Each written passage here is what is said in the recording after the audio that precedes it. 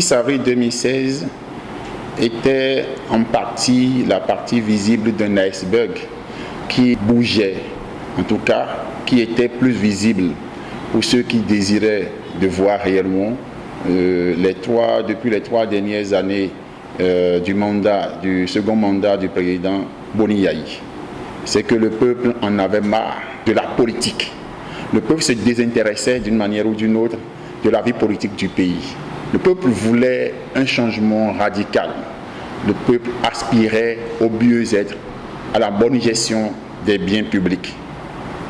Effectivement, cet appel du peuple a été entendu par un certain nombre de leaders politiques qui, malgré leur ambition de briguer un mandat présidentiel, se sont regroupés dans une forme d'alliance dénommée la rupture. La rupture qui était effectivement le mot-clé qu'aspirait le peuple.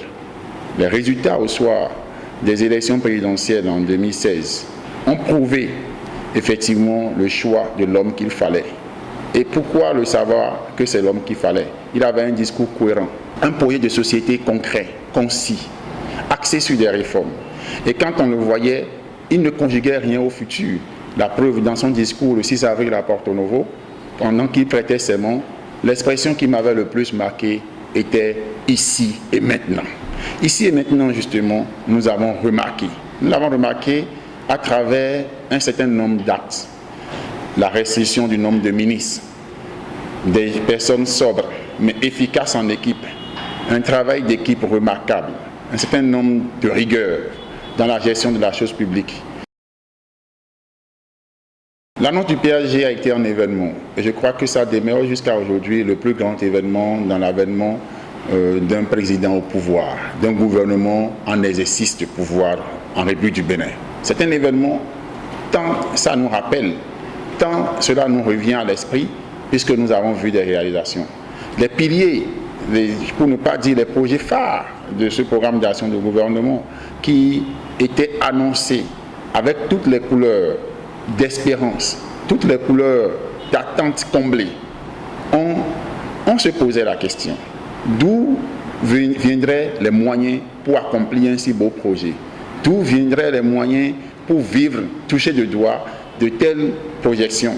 Mais le chef de l'État nous avait rassurés en son temps, quand il disait « Je crois que le Bénin en a les moyens, que nous en avons la capacité ». Et c'est un homme qui s'est bâti tout seul. C'est un homme qui s'est bâti avec une équipe autour de lui. Effectivement, nous sommes à 4 ans aujourd'hui de son mandat et nous avons vu de nos yeux un certain nombre de choses qui se sont faites sans tapage. Nous avons vu de grandes œuvres se réaliser, des infrastructures. Nous avons vu des réformes beaucoup plus attrayantes qui forcent l'admiration des autres pays. Nous avons vu un certain nombre de choses qu'on n'aurait jamais espéré pouvoir toucher de doigt, que nous avons pu toucher de doigt. Le programme d'action, aussi ambitieux qu'il puisse être, a pu permettre à ce que le parc Pendjari, je prends un exemple sur le plan touristique, ait été le parc en Afrique le plus attrayant aujourd'hui. Nous avons vu quelles sont les difficultés qui nous attendaient, mais nous avons su traverser un certain nombre de difficultés avec l'assurance de ce que nous touchons de doigt, un certain nombre de choses annoncées dans le PAG, mais ayant été réalisées avec succès.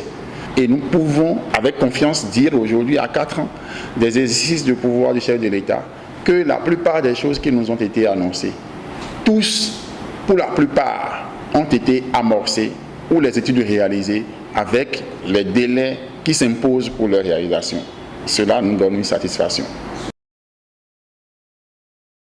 Sur le plan social, nous avons constaté un certain nombre d'avancées claires. Il est, sans vouloir se faire de l'hypocrisie, qu'il est reproché par la plupart des Béninois au chef de l'État d'être moins social que son prédécesseur.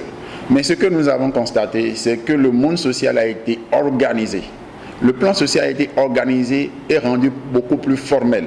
Quand je prends le RAVIP, suite auquel le FNM a commencé à opérer aujourd'hui, quand on prend le ministère des Affaires sociales, qui pose des actes beaucoup plus concrets, aujourd'hui, au nom du social, il n'y a plus de détournement. Au nom du social, il n'y a plus de pifomètre. Il y a un certain nombre de choses qui sont calculées. L'impact social réel, qui n'est pas calculable, c'est les nombreuses actions du chef de l'État qui tanguaient vers des réformes, mais qui en réalité arrangeaient un certain nombre d'aspects. Quand on prend les réformes au niveau de la création d'entreprises, ça a un impact réel sur la vie sociale. Quand on prend la diminution des impôts pour les entreprises, les petites et moyennes entreprises, ça a un impact direct sur la vie sociale. Quand on prend un certain nombre d'organisations que le chef de l'État a mis sur pied, l'assainissement du milieu des affaires, c'est une affaire sociale clairement. C'est vrai que nous étions habitués à ce que des hommes politiques débarquent dans nos régions, débarquent dans nos quartiers pour distribuer de l'argent. Mais nous savons très bien qu'il y a un proverbe chinois qui est beaucoup plus vrai que ce qu'il en est, que celui qui te donne du poisson, tu mangeras un jour dans ses mains, mais que celui qui t'apprend à faire la pêche, tu mangeras toute ta vie. Aujourd'hui, le social est transformé dans cette forme-là. Aujourd'hui, c'est un accompagnement qu'on fait aux couches défavorisées pour les mettre, pour les sortir de l'ornière de la honte sur une piste plus avancée. Je crois que ce que la vision du social que nous apprenons du chef de l'État est beaucoup plus l'aide au développement, l'aide à l'émergence des couches défavorisées, et c'est ce qui devrait être pour le commun des mortels aujourd'hui. Si nous prenons un certain nombre de plans, puisqu'on ne peut pas les dissocier. Vous savez, autrefois, la population, donc le peuple béninois, aspirait au mieux-être.